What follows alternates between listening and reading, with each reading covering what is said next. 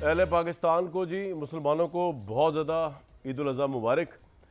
Obviously दूसरे ममालिक जो हैं वहाँ पे जब ईद आती है, बरतानिया में हमने देखा ईस्टर आती है, क्रिसमस आती है, इवन जो रिच मुस्लिम कंट्रीज़ हैं लाइक सऊदी अरेबिया वगैरह, यहाँ पे जब ईद आती है तो वाक़तन ईद होती है। ईद का मतलब है खुशी।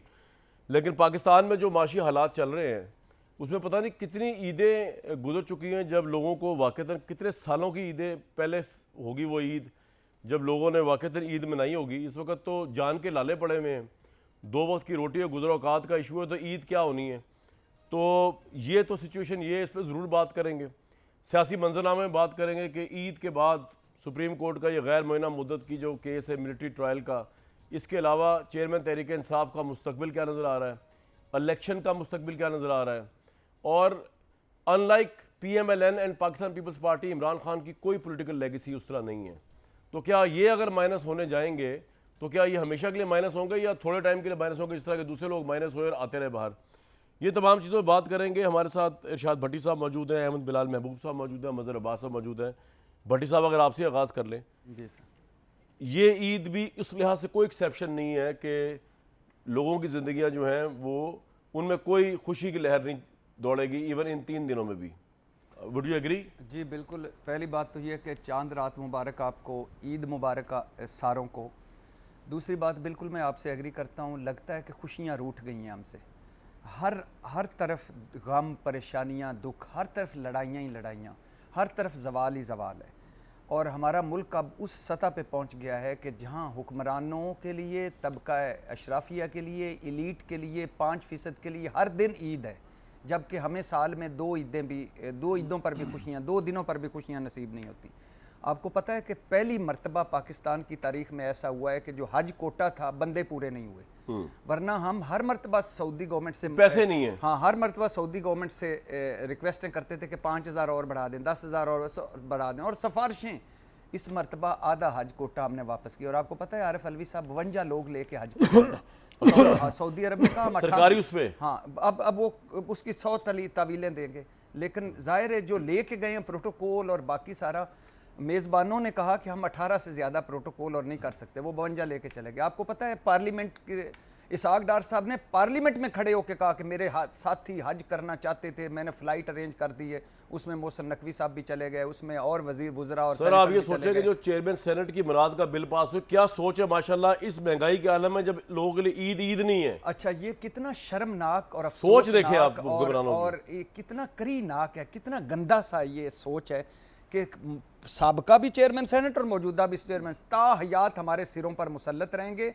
12 गार्ड मिलेंगे मुलाजम, 6 संतरी, इंसदाद दहशतगर्दी फोर्स उनके हमरा हमेशा रहेगी, 18 लाख का सवाबदीदी फंड, 8 हेलीकॉप्टर इस्तेमाल करेंगे, जहाज़ इस्तेमाल करेंगे, ख़ानदान भी मुफ्त, मेडिकल मुफ्त, पेट्रोल मुफ्त, फ़ोन मुफ्त। और उसके बाद लेकिन अवाम नहीं निकलती सर प्रोटेस्ट करने। और पता है ये किसने, भट्टी साहब सवाल है, नहीं एक सवाल, 2 पता है ये किस, इसके पीछे इनिशिएटिव कौन था? रजा रब्बानी साहब, वसीम सज्जाद वो खुद जो एक्स चेयरमैन सेनेट रहे। नहीं, मैं सिर्फ ये कह रहा हूँ कि कितने बड़े शख्सियत हमने खड़ी की हुई है। रजा रब्बानी साहब, अवाम बाहर ही निकलती इस महंगाई के खिलाफ, किसी दौर में निकली, तो क्या महंगाई इतनी भी हिट उनको नहीं करती कि सड़कों पे निकल आए और इंकलाब ले? सर ये हम हजूम हैं माजरत के साथ। 1947 में हम हमारे बड़े चले थे इधर हिजरत करके, ठीक है, और रास्ते में वो जाने गंवाई थी। 2023 में कश्तियों में डूब के हम यूरोप जा रहे हैं। वायसराय लंदन से आते हैं और वो दुबई में मीटिंगें करते हैं और हमारे मुस्तकबिल का फैसला भी आएंगे और चले जाते हैं। मज़हर अब्बास साहब, आपको यकीनन पता होगा मार्गरेट थैचर इंग्लिस्तान की बहुत पॉपुलर लीडर रही और टोनी ब्लेयर ने उनका रिकॉर्ड तोड़ा 12 साल जब उन्होंने किए, क्योंकि ऑलमोस्ट पौने 12 साल थैचर ने किए। मींस 3 टाइम्स वो उन्होंने पार्टी को अपनी लीड किया और इलेक्शन जीता, लेकिन उसके बावजूद एक पोल टैक्स उन्होंने लगाया था और उनकी गवर्नमेंट चली गई। तो कहने का मतलब है यहाँ पर हम ये तो बात करते हैं कि जी अभी जो दौर गुजरा इमरान खान का, उसमें भी हमने बैठ के मईशत की बदहाली का रोना रोया। उससे पहले जो दौर थे उनमें भी बात करते रहे। आज के दौर में तो महंगाई जो है सबके रिकॉर्ड तोड़ गई, लेकिन अवाम बाहर नहीं आती। तो क्या महंगाई इतनी उनको हिट नहीं करती, या वो इतनी मोहब्बत तो नहीं हो सकती हुक्मरानों के साथ कि जो हुक्मरान उन पे गलत पॉलिसियाँ नाफिज कर रहे हैं, उनको रिलीफ नहीं दे रहे हैं और सालों से और दिहाइयों से नहीं दे रहे हैं। करप्शन इस मुल्क के अंदर हो रही है, मेरिट इस मुल्क के अंदर नहीं है, अवाम महंगाई को लेकर भी बाहर नहीं निकलती। सर क्या आपके ख्याल में बेंट ऑफ माइंड है पाकिस्तानी पब्लिक का? देखिए कामरान, एक तो हमारे यहाँ कोई हाई मॉरल ग्राउंड नहीं है। हमारे यहाँ ख़ास तौर पे पॉलिटिक्स के अंदर कोई मॉरल ग्राउंड नहीं है हमारे यहाँ। हम एज ए सोसाइटी भी ऐसे लोगों को एक्सेप्ट करते हैं और उसे पार्ट ऑफ द सिस्टम कह के हम आगे बढ़ जाते हैं कि अगर मेरे सामने कोई एक ऐसा शख्स बैठा हुआ है जिसके बारे में मुझे पता है कि ही इज़ हाईली करप्ट, तो मैं उससे हिचकिचाता भी नहीं हूँ बात करते हुए, मैं उसको अवॉइड भी नहीं करता। ये जनरल बिहेवियर है हमारा, ये जनरल बिहेवियर है। अब जैसे अभी भट्टी साहब बात कर रहे थे, हज फ्लाइट की बात कह रहे थे, हज का कॉन्सेप्ट क्या है? आपने किसी भी तरीके से कोई भी सरकारी मराहत लेके हज नहीं कर सकते आप। बिल्कुल, वो आपके अपने एक्सपेंस होते हैं जिनके ऊपर आप जाते हैं। अगर आपके पास है इतना पैसा तो आप ज़रूर जाएं हज के ऊपर उसमें। लेकिन हमने तो हज को भी सियासत बना दिया है, हम उसमें भी पॉलिटिक्स ले आते हैं। मतलब अब ये जहाज़, सरकारी जहाज़ से जो PIA बैठ चुकी है, उस PIA की स्पेशल पार्लियामेंटेरियंस को भेजा जा रहा है उसकी फ़्लाइट से। फिर अभी जिस तरह ये सेनेट वाला मसला है, ये तो मुझे नहीं लगता कि ये पास होगा जिस तरह का रिएक्शन। लेकिन सर मदद साहब पास ना भी सोच तो देखें ना, आप क्या सोच है? उठ गया, सोच तो कंडेम में बने ना सर। मैं वही कह रहा हूँ, ये कामरान, ये सोच कहाँ से शुरू होती है? जिस दिन कौमी असेंबली और सूबाई असेंबली, इवन लोकल बॉडीज़ का इलेक्शन भी मैं जीतता हूँ, उस दिन मैं अपने आप को आम आदमी से अलग कर लेता हूँ, क्योंकि सबसे पहले मैं अपनी गाड़ी पे MPA, MNA, UC चेयरमैन, इनकी नंबर प्लेट लगाता हूँ। ये पहला वो होता है, मरहला होता है जब मैं आवाम से अपने आप को कटता हूँ और अपने आवाम को प्रिविलेज मोशन क्या चीज़ होती है कि जी मुझे फुला ट्रैफिक पुलिस वाले रोक लिया, मुझे पुलिस, अगर मुझे रोक सकते हैं तो आम आदमी को, ये हमारे स्टेटमेंट्स होते हैं कि जी अगर मुझे रोक सकते हैं तो आम आदमी के साथ क्या सलूक होता है। यानी मैं अवाम नहीं हूँ, मैं अवाम से कटी हुई एक मखलूक हूँ। ये आपका बिहेवियर है, ये आपका पॉलिटिकल बिहेवियर है। मैं लोगों के दरमियान बैठकर वो, अब इसलिए आपने जो मिसालें दी वो क्यों हैं ऐसी मिसालें? इसलिए कि वहाँ प्राइम मिनिस्टर, उसका टेन्योर ख़त्म होता है या वो रिज़ाइन करता है, वो अपना ब्रीफ केस उठाता है, वो चला जाता है, वो बसों में ट्रैवल करता है, वो ट्रेन में, सबवे में ट्रैवल करता है, वो हर तरह के पब्लिक ट्रांसपोर्ट में वो जाता है, वो अपने आप को कभी भी आवाम से दूर नहीं करता। इसलिए लोग उनकी रिस्पेक्ट करते हैं, इसलिए उस सिस्टम की रिस्पेक्ट करते हैं। हमने दावे तो बहुत किए, हमारे साबित जो हुक्मरान थे, वज़ीर आज़म थे, उन्होंने भी बड़े दावे किए, करने वाली पब्लिक निकल आती है बाहर। यहाँ पे आप कह रहे हैं कि क्योंकि अवाम का रुझान ही है कि पॉलिटिक्स, करप्शन इज एक्सेप्टेबल या फिर महंगाई भी एक्सेप्टेबल हो जाती है, they are prone to everything. तो हम जाती तौर पे करप्ट लोग हैं, मॉरली भी, इंटेलेक्चुअली भी, फाइनेंशियली भी, ये बात है। हाँ, अब हमारे यहाँ इंटेलेक्चुअल करप्शन है, हमारे यहाँ पॉलिटिकल इनडिफरेंस है, हमारे यहाँ सोशल सोसाइटी का इनडिफरेंस है। हमने कभी भी उन लोगों को अपने आप से काटने की कोशिश नहीं की, यानी नापसंदीदगी का इजहार भी नहीं करते हम। ठीक, जिन लोगों के बारे में हमें ये पता हो, बिल्कुल ठीक है, यार इस आदमी की तनख्वाह तो इतनी है, ये इसका वे ऑफ लाइफ क्या है, तो जब आप एक्सेप्ट करते हैं तो आप प्रोटेस्ट कहाँ से करेंगे? और अगर पूछे तो कहते हैं जी आपको क्या तकलीफ है, बात ठीक है। अहमद बिलाल साहब बहुत शुक्रिया, आई थिंक पहली दफ़ा आप प्रोग्राम में मेरे आए, स्पेशली शुक्रिया आपका आने का। सर आपके तज़किए सुनते रहते हैं, आपकी पिल्डर्ट की रिपोर्ट्स पढ़ते रहते हैं, और आप एक वोटिंग बिहेवियर को भी चेक करते हैं, और बड़ा क्रेडिबली आपका इदारा पिल्डर्ट ये काम कर रहा है, बहुत से लोगों को उसमें ट्रस्ट भी है। सर आपका क्या इस पर एनालिसिस है कि यहाँ पे जो हुक्मरान कन्विक्ट भी हो जाते हैं करप्शन के ऊपर, जो निकाले भी जाते हैं, वो फिर भी वोट लेके आ जाते हैं, क्या मुकद्दर है उनका, बहुत ऊंचा सितारा है मुकद्दरों का, या पाकिस्तान की आवाम जो है वो कुछ सोचती कुछ बिल्कुल ही डिफरेंट तरीके से, जो दुनिया में शायद कहीं और उसका सोचा ही नहीं जाता? बहुत शुक्रिया कामरान, वाकई आपकी बात दुरुस्त है कि आपने पहली बार, जी सर, मैं आज आपके प्रोग्राम में रहिएगा, बहुत एजाज हासिल है आज आप दोनों के लिए तो आज चांद रात बाकी है। मेरे ख्याल में बुनियादी बात यह है कामरान साहब कि हमारे आवाम, जो आम लोग हैं, उनको जिस शऊर की ज़रूरत होती है एक जमहूरी माशरे में अपने कोई फ़ैसले करने के लिए, उनको ना तालीम दी गई, ना उनको कंटिन्यूटी ऑफ पॉलिटिकल सिस्टम दिया गया। यानी थोड़े दिन सिस्टम चलता है, फिर कोई दरमियान में मार्शल लॉ को मदाखलत आ जाती है, तो लोगों के अंदर वो सियासी शऊर बेदार नहीं हुआ। कुछ चीज़ें जो हुई थी, जैसे स्टूडेंट्स यूनियन थी, जिसके ज़रिए से तालिब इल्मों के अंदर एक सियासी शऊर पैदा होता था, वो भी 1984 में बंद कर दिया गया और अब कहीं भी स्टूडेंट्स यूनियन नहीं है। तालिब इल्मों में शौक़ तो बहुत है कि वो इस तरह के सियासी मामलात में नौजवान हिस्सा लें, लेकिन उनको सियासी मामलात का पता कुछ नहीं होता, क्योंकि वो उस मिल से गुजरे नहीं होते। तो ये तालीम की कमी, ये इस तरह के तजुर्बात की कमी, ये सारी चीज़ें मिल के वो नतीजतन जो भी उनके सामने चॉइस होती है, वो अपने ज़ाती मसाइल के हवाले से वोट देते हैं या फिर लोकल डेवलपमेंट के हवाले से वोट देते हैं। क्योंकि तालीम की कमी है, वो देखते हैं किसने मेरे बच्चों को नौकरी दिलाई, किसने मेरे लिए थाने और कचहरी का चक्कर लगाया, इस तरह की कंसिड्रेशन पे वोट देते हैं। पॉलिसी के ऊपर वोट देना या अपने मैनिफेस्टो के ऊपर अमल करने पे वोट देना, ये हमारे यहाँ नहीं है। ये वहाँ होता है जब डेमोक्रेसी फलती फूलती है और वहाँ पे मैच्योर होती है। तो मैं समझता हूँ कि जब तक कि हमारे यहाँ कंटिन्यूटी नहीं होगी, तालीम नहीं होगी और हमारे यहाँ इदारों के अंदर जमहूरियत की तरबियत नहीं होगी, जैसे स्टूडेंट्स यूनियन है, उस वक्त तक मेरे ख्याल में अवाम इसी तरह अपने ज़ाती मसाइल के हवाले से आपके ख्याल में मुल्क के हालात जैसे भी हो जाए, आते रहेंगे, कोई कितना भी पॉपुलर हो जाए या मुल्क के हालात जैसे भी हो जाए, अवाम का कोई ट्रेंड नहीं कि पाकिस्तान में बाहर कभी भी निकले, जैसे श्रीलंका में निकला ही लेट सपोज, या और दुनिया में रेवोल्यूशन आ जाते हैं। देखिए अवाम निकली तो है, ऐसा तो नहीं है।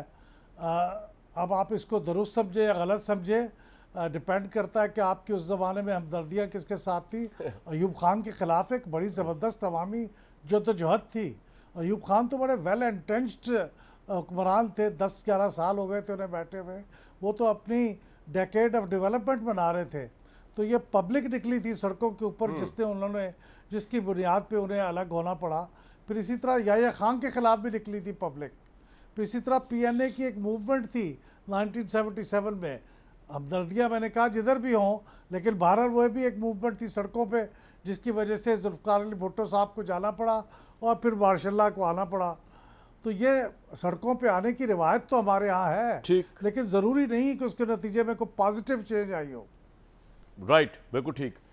भट्टी साहब ज़रा सियासी सिर्फ अगर ये 2-4 जुमले इससे पहले कि मैं हमारे यहाँ 75 साल हो गए, 2 तबके हैं, एक है हुक्मरान या एलीट क्लास, दूसरी अवाम। हमारे यहाँ इसी मुल्क में हमारे सामने कनाडा के वज़ीर आज़म 2 एनकेन वो डिक्लेयर नहीं करता, इंक्वायरी भुगता है। अब अमरीकी वज़ीर सेहत सरकारी हेलीकॉप्टर इस्तेमाल करता है, माफ़ी मांगता है। बरतानवी वज़ीर आज़म एक पार्टी करता है कोरोना में और उसको छोड़नी पड़ जाती है। बरतानवी खातून वज़ीर 45 दिन बाद कहती है कि मैं अपनी मुआशी, तो पॉइंट क्या आपका? मैं वही कर रहा हूँ, मुआशी अपना मैं हदाफ या टारगेट नहीं अचीव कर पा रही, मैं जा रही हूँ। न्यूजीलैंड के वज़ीर आज़म मकबूल तरीन, वो कहती है मेरी बस हो गई है। एक मेंबर पार्लियामेंट एक सैंडविच के पैसे नहीं देता, फारिग हो जाता है। इसी तरह मैं उसी पे आ रहा हूँ, बरतानिया के 3 मेंबरान अपने हल्के में ज़्यादा पैसे खर्चते हैं, फारिग हो जाते हैं। हुक्मरान ऐसे हैं कि ओबामा का कोई सरे महल नहीं, क्लिंटन का कोई एवन फील्ड नहीं। अवाम क्या है? अवाम है अपने पसंदीदा लुटेरे और बसीरत परस्ती नहीं, अकीदत परस्ती है। जो चाहे कर लें, उनके फॉलोअर्स के लिए वो पवित्र हैं। नवाज शरीफ और भुट्टो जो चाहे कर लें, उनके फॉलोअर्स उनके साथ हैं। निकलते हैं और फिर उनके पास आ जाते हैं, और उसमें वो बिल्कुल सच है कि तालीम, शऊर, नौकरियां, थाना कचहरी, मजबूरियां तो वो हैं, लेकिन इधर ईद के बाद आपके ख्याल में क्या होने जा रहा है? नवाज शरीफ साहब की वापसी, चौथी दफ़ा प्राइम मिनिस्टर बनने, इलेक्शन होने, PTI कम्प्लीटली माइनस होने, क्या होने जा रहा है? सर नवाज शरीफ साहब की वापसी का सफ़र शुरू हो चुका है, बहुत पहले से शुरू हो चुका है। 14 अगस्त को आ जाएंगे? हाँ, आ भी सकते हैं। आज आ सकते हैं। नाइली ऑलमोस्ट ख़त्म हो गई है। सज़ाओं का मामला जो है वो उनका तकरीबन एंड होने वाला है। वो फार्मेलिटीज़ चंद बाकी हैं। मैं तो कहता हूँ एवन फील्ड को सब जेल करार दे दें ताकि वहाँ से सीधे आके हलफ उठाएं। यानी कि वो भी काउंट कर दिया जाए कि जी इन्होंने हाँ, जिसे वो गुजारी है। गुजारा। आपका ये मौका हाँ, मेरा मौकफ है। और ये जरदारी इस साहब, तरह के उल्टे मौके आपके ज़हन में कैसे आ जाते हैं? सर मुझे हुब्बे PMLN में तो नहीं आते? सर हाँ आगे continue करें। नहीं सही, एवन फील्ड वैसे सब जेल ही है अगर सोचा जाए तो।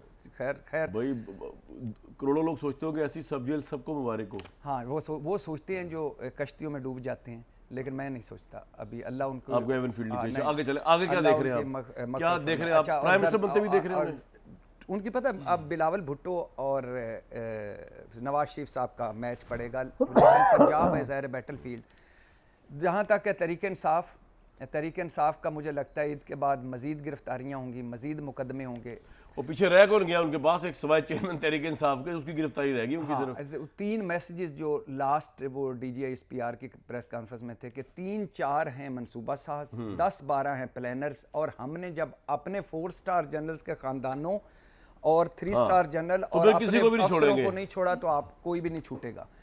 और मुझे लगता है कि अभी उन पे और मुश्किल वक्त है, और अगले इस कमिंग इलेक्शन में कोई मोजज़ा ना हो जाए। मुझे नहीं लगता कि वो कहीं ऐसी जगह पे स्टैंड करेंगे कि वो कोई इसमें मेजर स्टेक। इमरान खान की बात कर रहे हैं आप? PTI की, PTI भी तो बहल होते जेल जाते नजर आ रहे हैं आपको ईद के बाद ही? जी मुझे मैं तो बहुत पहले अरसे आप से बहुत कह पहले से रहा हूँ, कह रहा हूँ कि वो नाहली भी लटक रही है, जेल भी लटक रही है, बहुत सारे मुकदमे हैं, कई की मरतबा ज़मानत है, कोई भी कैंसिल हो सकती है।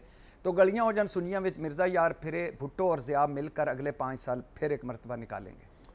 मदर अब्बास साहब, ईद के बाद सर आप क्या देख रहे हैं? और नवाज शरीफ साहब की वापसी समेत उनका प्राइम मिनिस्टर बनना, ये भी देख रहे हैं?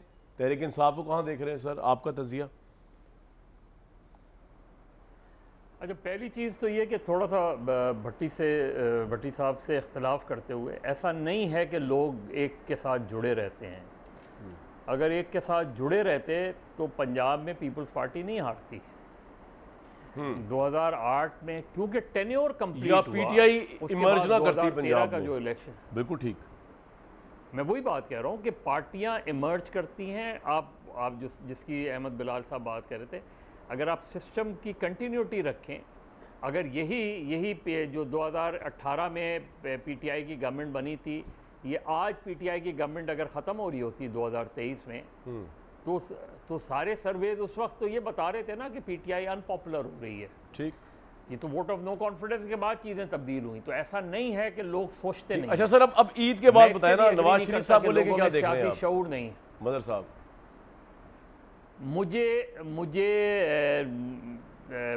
बिलावल भी प्राइम मिनिस्टर नहीं नज़र आ रहे, मुझे नवाज शरीफ भी प्राइम मिनिस्टर नहीं नज़र आ रहे। ऐन मुमकिन है कि आसिफ जरदारी साहब प्राइम मिनिस्टर हो जाएं, या ऐन मुमकिन है कि इनमें से कोई भी ना हो, कोई तीसरा वज़ीर आज़म हो, और जिस पे सही इन सबको ये सब एग्री कर जाएं।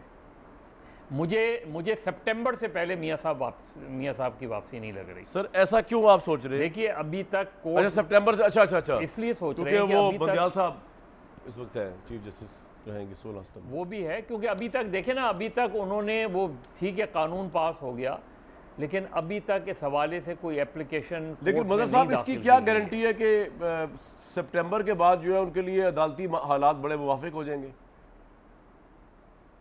बिल्कुल गारंटी नहीं है, और जस्टिस इसीलिए फाइज जब ईसा तक तो वो बड़े गारंटी नहीं इंडिपेंडेंट होगी, ऑफ माइंड वाले जज हैं, इंडिपेंडेंस ऑफ माइंड वाले। जी, आप जानते इसीलिए हैं। मैं वही मैं बात कह रहा हूँ कि मुस्लिम लीग नून, अब ये जो मुस्लिम लीग नून अगर ये समझ रही है तो मेरे ख्याल में बैडली मिस्टेकन।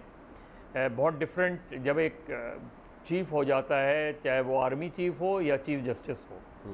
तो हमने देखा है ना हमारी पॉलिटिक्स में कि जी इसको उस पर सुपरसीड कर दो, सुपरसीड करके हम लाते हैं ना चीफ्स को, लेकिन फिर उन्हीं से हमारा साहब, लेकिन conflict आपकी भी एक develop बात होता है। बड़ी मेरे दिमाग में तो खुटक मेरा रही है। ख्याल आप है तो अभी तक बड़ी दूर की कोड़ी लेके आए कि आसिफ अली जरदारी साहब भी प्राइम मिनिस्टर हो सकते हैं सर? बिल्कुल हो सकते, क्यों नहीं हो सकते। अच्छा, नवाब शाह से वो इलेक्शन लड़ेंगे, नवाब शाह से इलेक्शन लड़ेंगे, वो भी लड़ेंगे, आसफा भी लड़ेंगी। लेकिन सर पंजाब बिलावल में भी तो उनके लड़ेंगे। पास ग्राउंड ही नहीं बिलावल है। के पास तो अभी टाइम है। मदर साहब, पंजाब में उनके पास किसके ग्राउंड ही पास? नहीं है कि वो वफाक की पार्टी बन के इमर्ज कर जाए, क्योंकि अंडरस्टैंडिंग से बनेंगे वो सर, तमाम पार्टीज के। सर ग्राउंड देखिए, ग्राउंड बनाते खैर देर नहीं लगती। मसला ये कि एक हंग पार्लियामेंट जब होगी, अच्छा, तो हंग पार्लियामेंट में उनसे अच्छा खिलाड़ी कौन है? नहीं, लेकिन what's wrong with Nawaz Sharif साहब वो क्यों नहीं बन सकते choice of prime minister for just for the debate? There is nothing wrong, मैं रॉन्ग और राइट की तो बात ही नहीं कर रहा। पहले तो उनकी वो डिफ़िकल्टीज़ वो ना, देखिए सारी फोकस इस वक्त पंजाब में है। इस्तेकाम में पाकिस्तान पार्टी भी पंजाब में है, PMLQ भी पंजाब में है, PTI की क्या शक्ल होती है मुझे PTI नहीं नज़र आ रही। इसलिए नज़र नहीं आ रही क्योंकि PTI को नहीं करने दी जाएगी पॉलिटिकल एक्टिविटी। मुझे PTI इमरान खान आपको नाअहल और जेल जाते नजर आ रहे हैं ईद के बाद? जाहिर है वो बिल्कुल भी इस पूरी समेत PTI जो है, जो PTI के सपोर्टर्स और वर्कर्स और लीडर्स जो उनके पीछे हैं, उनके लिए सूरत हाल अच्छी नहीं है। मुझे PTI का जो फ्यूचर वो लग रहा है, जो ख़ास तौर पे 9 मई के बाद की वाली सूरत हाल है, उसमें मोर और लेस मुझे MQM लंदन वाली सिचुएशन उनकी नज़र आ रही है। वो तब्दील हो जाएं, चीज़ें तब्दील हो जाएं, वो अलग बात है, लेकिन एज इट स्टैंड्स नाउ कैसे हो बहुत मुश्किल लग रहा है। बिल्कुल ठीक है, एज सिचुएशन स्टैंड नाउ मुझे नहीं लग रहा। बिल्कुल ठीक है। अहमद बिलाल साहब, सर आपकी अपनी अंडरस्टैंडिंग क्या है? आपको इलेक्शन होता इस साल नज़र आ रहा है? अगर इलेक्शन होता नज़र नहीं आ रहा तो आपको क्या लग रहा है कि क्या वो वाइल्डेस्ट लॉजिकल ग्राउंड हो सकता है इस पर इलेक्शन नहीं होगा? और थोड़ा अगर पॉलिटिक्स भी बता दें कि नवाज शरीफ आपको आते नज़र आ रहे हैं, इमरान खान आउट होते नज़र आ रहे हैं, जरदारी साहब कहाँ नज़र आ रहे हैं? अहमद साहब देखिए, मुझे ये तो लगता है कि इंतखाबात होंगे इसी साल। अच्छा, आपको लगता है अक्टूबर में नहीं होंगे तो नवंबर में होंगे। जी, इसलिए कि अगर एक ही चीज़ है जिसका सहारा लेके इंतखाबात को पोस्टपोन किया जा सकता है, वो आर्टिकल 232 है।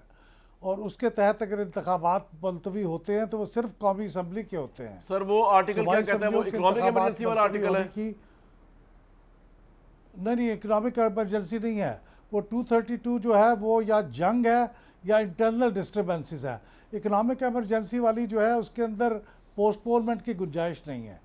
सिर्फ 232 में है जिसमें या जंग हो जाए या मुल्क के अंदर ऐसे डिस्टर्बेंसेस हो जाएं हालात के कि उसकी वजह से कौमी असम्बली को अपनी मुद्दत बढ़ानी पड़ जाए 1 साल तक। तो जब मुद्दत बढ़ेगी तो इलेक्शन तो आपको लगता है कि इलेक्शन तो इस साल होगा? लेकिन वो सिर्फ कौमी असम्बली के लिए है। जी, इलेक्शन आपको लगता है इस साल होगा? मेरे ख्याल में इसी साल होगा, क्योंकि सूबाई असम्बलियों के इलेक्शन पोस्टपोन नहीं हो सकते। और ये बड़ी स्ट्रांग पोजीशन ली हुई है इस हुकूमत ने कि इलेक्शन एक ही वक्त पे होने चाहिए। ये नहीं हो सकता कि सूबाई असम्बलियों के तो हो जाएं और कौमी असम्बली के 1 साल बाद हों। और हाँ, अलबत्ता अगर आप आइन और कानून की बिसात लपेटना चाहें तो फिर जो मर्ज़ी करें, लेकिन मेरी असम्पशन ये है कि आप आइन के अंदर रह के करेंगे तो आइन को जितना भी स्ट्रेच किया जाए उसके मुताबिक तो ये। और अहमद साहब, इस इलेक्शन में आपको कौन फ्रंट रन पे कौन नजर आ रहा है? अगरचे अभी जब कैंपेन चलेगी तो चीज़ें वाज़ेह होंगी, लेकिन मेरे ख्याल में अब PTI को अगर मैदान से आप हटा देंगे तो फिर दूसरे नंबर पे तो फिर PMLN ही है। PMLN एक पोजीशन लेगी एक रिड्यूस्ड मेजॉरिटी के साथ, और वो अपने कुछ इत्तेहादी बनाएगी, जैसे जहांगीर तरीन साहब हैं, जैसे परवेज़ खटक साहब हैं, कुछ इस तरह की पार्टियां उनकी इत्तेहादी बनेंगी। और गालिबन सबसे बड़ी पार्टी के तौर पे फ्रंट रनर नजर आ रहे हैं सर, सबसे बड़ी पार्टी के तौर पे गालिबन PMLN नहीं आएगी। ठीक सर, और नवाज शरीफ साहब आपको नजर आ रहे हैं as 4th time prime minister? Nawaz Sharif साहब अपने आप के साथ भी शायद ज्यादती करेंगे अगर वो 4th टाइम प्राइम मिनिस्टर बने। बहरहाल उनको प्रेसिडेंट ऑफ पाकिस्तान बनना चाहिए उस लेवल पे जहां वो बैठ के जरदारी साहब की तरह जब वो सदर थे तो पूरी पार्टी को भी गाइड कर रहे थे, हुकूमत को भी गाइड कर रहे थे, लेकिन एक प्रोटोकॉल था और एक डिस्टेंस था। मेरे ख्याल नवाज शरीफ साहब के अंदर अब वो फायर इन द बैली नहीं है कि वो चीफ एग्जीक्यूटिव की हैसियत से काम चलाते रहे, क्योंकि 3 दफ़ा चला लिया उन्होंने। लेकिन अहमद साहब, अगर तो सदर ममलकत बने, PMLN जीती है और नवाज शरीफ साहब प्राइम मिनिस्टर नहीं होते, जिस तरह आपकी एनालिसिस है ये, तो PMLN में से आप किसको देखते हैं फिर for the prime minister candidateship? Shahbaz Sharif और समवन एल्स? ये 2 लोग ही हैं, या शहबाज शरीफ साहब हैं या मरियम नवाज साहबा है। नहीं, मरियम नवाज साहबा अभी रेडी है प्राइम मिनिस्टर बनने के लिए और ऑल स्टेक होल्डर एक्सेप्ट करेंगे? हमारे यहाँ लोग इसी तरह रेडी हो जाते हैं, अचानक उनका कोरा फाल निकल आता है। इसमें आप ये डिपेंड करता है ना जी कि आपकी कितनी सीटें बनती हैं। आपकी अगर सीटें इतनी आप बना लेते हैं पीएमएलएन की, नहीं सर, हम तो इस जाहिर है मफरूजे उनका पे पलड़ा भारी होगा। सवाल किया है अहमद साहब कि अगर पीएमएलएन जीतती है तो उसमें आपने बड़ी इंटरेस्टिंग बात कही कि आपको जी जी बिल्कुल, नवाज शरीफ अगर साहब पीएमएलएन सबसे बड़ी पार्टी बनती है तो अगर बनती है तो प्राइम मिनिस्टर बनते नजर नहीं आ रहे, लेकिन चाहे तो प्रेसिडेंट बन सकते हैं, और शहबाज शरीफ साहब या मरीम नवाज साहब। लेकिन मदर साहब ने बड़ी इंटरेस्टिंग बात की है कि जरदारी साहब भी बन प्राइम मिनिस्टर सकते हैं वो, जी, बन अगर सकते बनना हैं। चाहें तो बन सकेंगे। मैं एक ब्रेक लेकिन लूंगा, मेरे ख्याल उसको- में वो शायद ना बने। बिल्कुल ठीक, बिल्कुल ठीक। एक ब्रेक लूंगा और उसके बाद पॉलिटिकल लेगेसीज पे बात जरूर करूंगा, क्योंकि अक्सर ही कहा जाता है, मैं अगले बहुत दफ़ा मदर अब्बास साहब को मैंने सुना कि जो लोग माइनस होते हैं पाकिस्तान में सियासत में वो थोड़ी देर के लिए होते हैं, वक्ती तौर पर, उसके बाद दोबारा वापस आ जाते हैं। ये बात सही है, भुट्टो साहब के हिसाब से सही साबित हुई, नवाज शरीफ साहब के साथ सही साबित हुई, लेकिन चेयरमैन तहरीक इंसाफ जो इमरान खान साहब उनके साथ सही साबित कैसे हो सकती है, जबकि unlike the two other parties उनका ना कोई पॉलिटिकल सियासी खानदान है, ना उनकी कोई पॉलिटिकल लेगेसी है, ना उनका कोई बेटा या बेटी पॉलिटिक्स के अंदर है जो उनका नाम लेवा हो, जो चलाने वाला हो, ना कोई भाई है, ना कोई अंकल है। तो उनकी तो जो पार्टी थी वो भी उनके अब नहीं है इस वक्त। तो वो तो अगर माइनस अभी होते हैं तो क्या वो परमानेंटली माइनस नहीं हो जाएंगे हमेशा के लिए, क्योंकि एज फैक्टर तो उनका भी है, इज 70+ और ये इलेक्शन निकल जाएगा तो उसके बाद क्या रह जाएगा पीछे। एक ब्रेक के बाद इस पर बात करेंगे जी।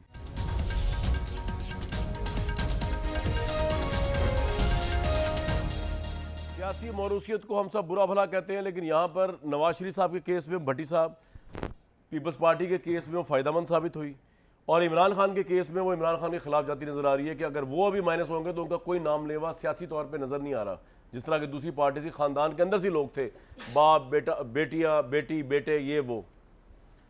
Your take on it. सवाल कैसा किया $1 मिलियन का? कमाल, मैं कह रहा हूँ कमाल, चलें, ये हमारे कमाल। अच्छा, मैं जवाब क्या एक दो तीन जुमले। जी, पहली जी, बात तो ये है कि अगर नवाज शरीफ साहब को सदर उन्होंने बनना है तो फिर तो जरदारी साहब और मौलाना साहब से भी लड़ना पड़ेगा, क्योंकि ये वो दोनों भी सदर बनना चाहते हैं इस वक्त। इस अगर जरदारी साहब प्राइम मिनिस्टर बन जाए, मदर साहब कह रहे हैं, फिर तो बड़ी उसमें मसला गया। मजहर साहब की राय, मौलाना फजल रहमान साहब को चेयरमैन सेनेट बना देंगे। मजहर साहब की राय का एहतराम, उन सीनियर हैं, लेकिन मुझे लगता है, मुझे ऐसा फील होता है कि बिलावल के वो सेरे सजाना चाहते हैं, बिलावल को वज़ीर आज़म बनाना चाहते हैं।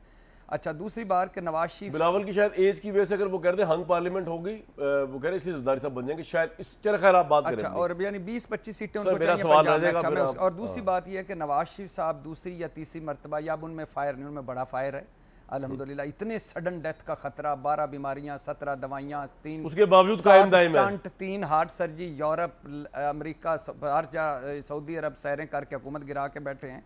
और वो पिछली दूसरी और तीसरी मरतबा भी उन्होंने अपनी हुकूमत, ये एडिट ना करना पड़ जाए, वो सवाल का जवाब दे दें। हुकूमत इसहाक डार को ठेके पे दी हुई थी, तो अब भी वो छोड़ दे दें देंगे। इसहाक डार साहब अच्छा, का, अब अब सवाल, political एक legacy वाला। इलेक्शन की, अब पता है जो एक्ट पार्लियामेंट का वो पास हुआ है, इलेक्शन उसमें- कमीशन फैसला करेगा। उसमें इलेक्शन कमीशन तारीख का भी फैसला करेगा और तारीख आगे भी बढ़ा पाएगा। हाँ जी। नंबर 1।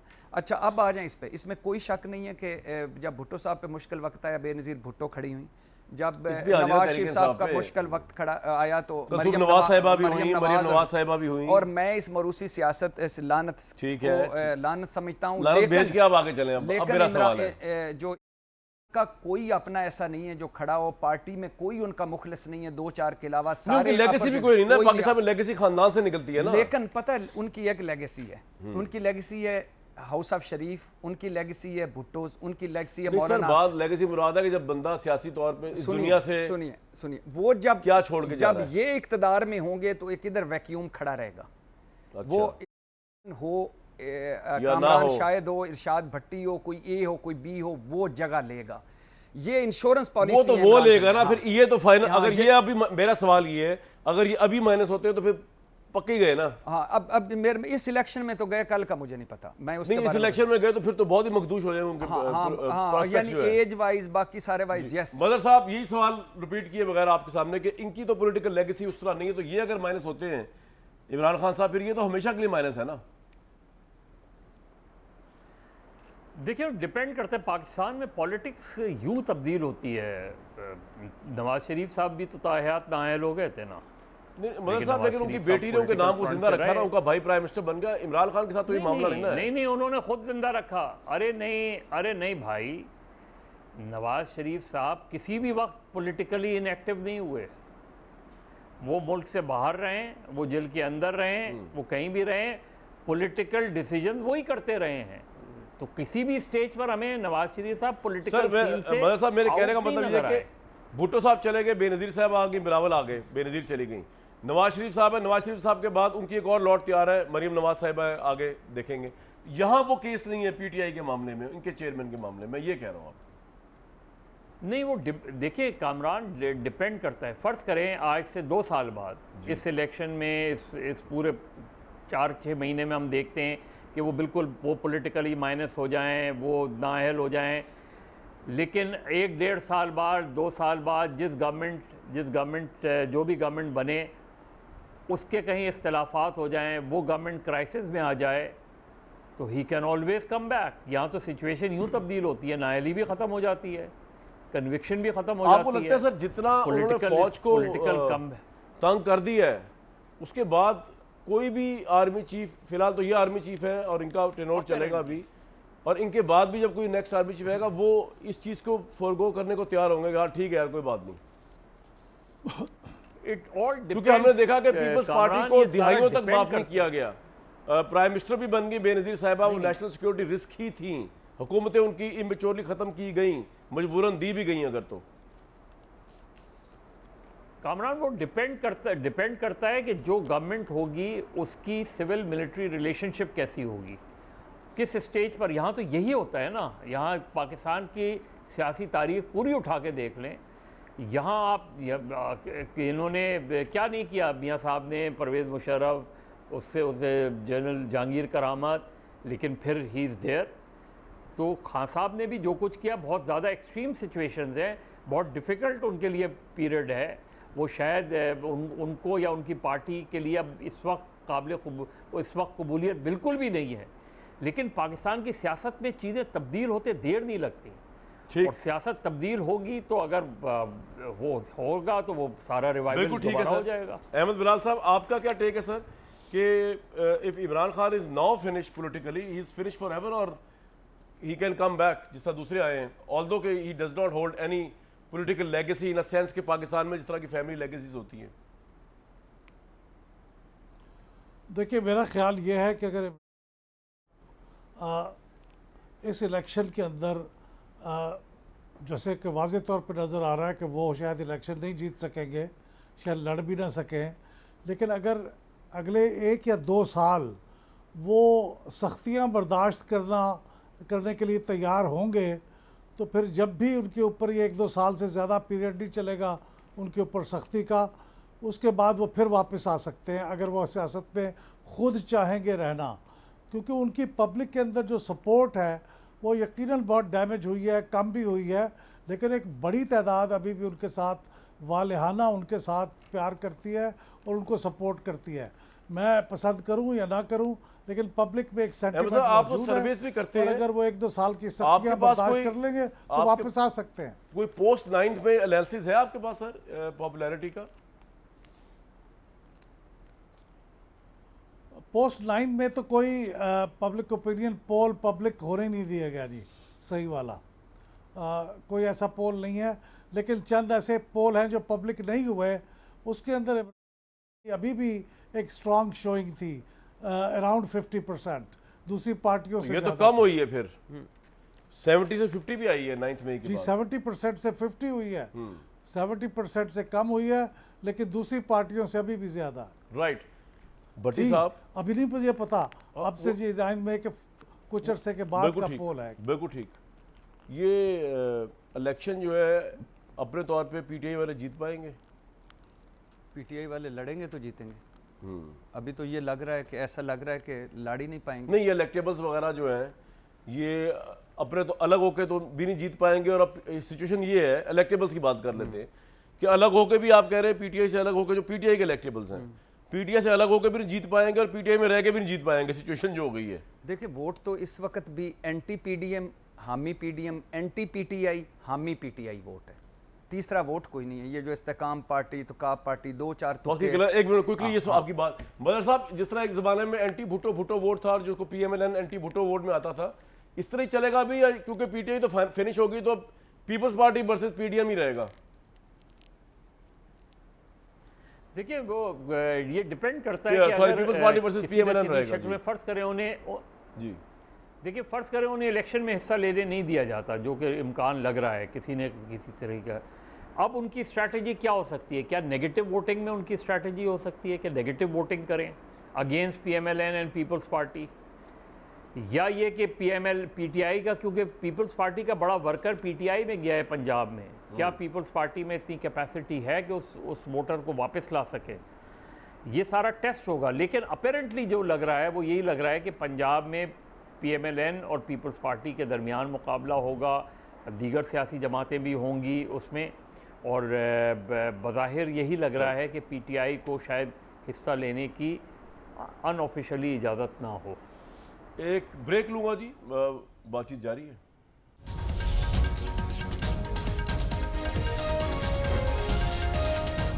अहले पाकिस्तान को ईद मुबारक जनाब। कल 8 बजे आपने जो है ना मेरे साथ एक महफिल में शिरकत करनी है, इसी ऑन द फ्रंट के प्लेटफॉर्म से। सुरों के बादशाह राहत फ़तेह अली खान होंगे और आप नहीं होंगे, और उसके बड़ी भारी कीमत देनी पड़ती है हमें इस तरह की बड़ी महफिलों के लिए, उसमें आप नहीं हैं। और आप आवाम होगी, हम होंगे, आप आवाम के तौर पे देख लीजिएगा। और जो उन्होंने संगीत का वो जादू जगाया है, मैं कहता हूँ आपको मज़ा आ जाएगा।